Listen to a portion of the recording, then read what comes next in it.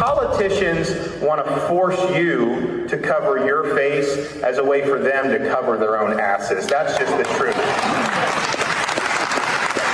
They want to be able to say they're taking this on and they're doing this, even though it's not proven to be effective. They want to continue to do it.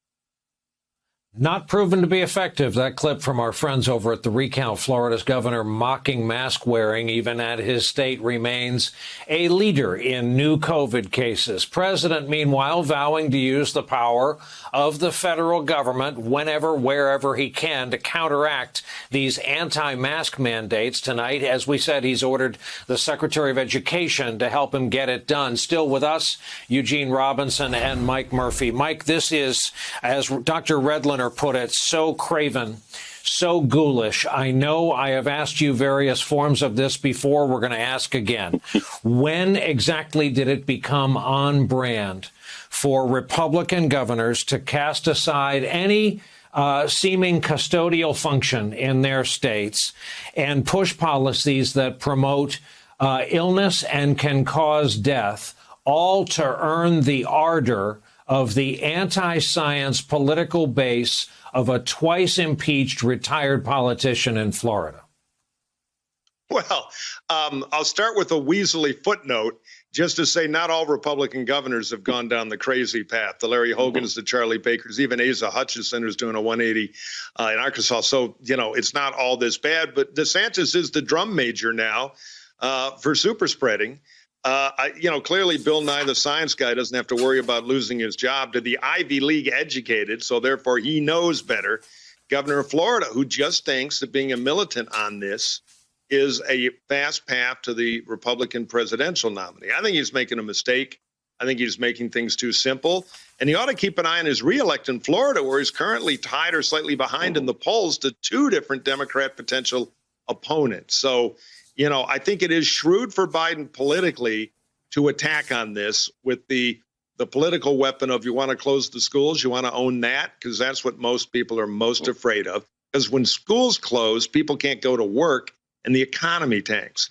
So, DeSantis is making a big bet here, but I'm not sure it's a smart one. And by the way, last thing, he's got Trump looking at him. And the more he steals the spotlight as the king mask hater, it's like Stalin. If you were a Russian general, you didn't want to lose a battle, you'd get shot. But you didn't want to win too big, you'd get shot. You get a little publicity and get popular. So we'll see how this strategy works out for him. I wouldn't go long on the guy myself. Eugene Robinson, I'm going to read you what Governor Abbott tweeted today, and I'll see Mike's Weasley footnote and raise him one. Governor Abbott, by the way, has COVID. He wrote this: Joe Biden goes after Republican governors. Yes, that's true. Joe Biden goes after Republican governors tougher than he does the Taliban. He wants to take dubious legal action against Republican governors, but he won't enforce the immigration laws passed by Congress. Gene, this is just a public service. I'm not sure you knew this was about immigration. Yeah, right. Exactly. This is what happened. I mean, Abbott should just shut up at this point. He's, he has COVID. I hope he's fine. I hope he doesn't have symptoms. If he does, I hope they're mild. And if they're not mild, I hope he recovers. But, he has availed himself of at least 2 vaccine shots. Some reports are that he's had a third, and he's been given Regeneron. His office said that monoclonal antibody treatment that's not universally available, but was available to him.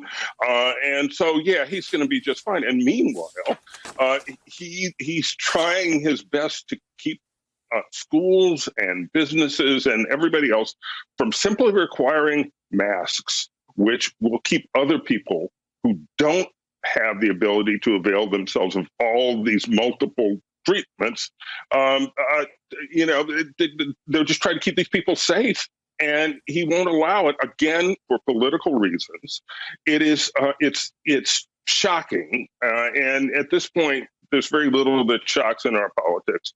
But Abbott really is shocking. It's like he's in a race to the bottom with DeSantis. As I've said many times on the show, I don't think there is an actual bottom, but there's that direction And I think Abbott actually nudged ahead of DeSantis this week in terms of where he's headed.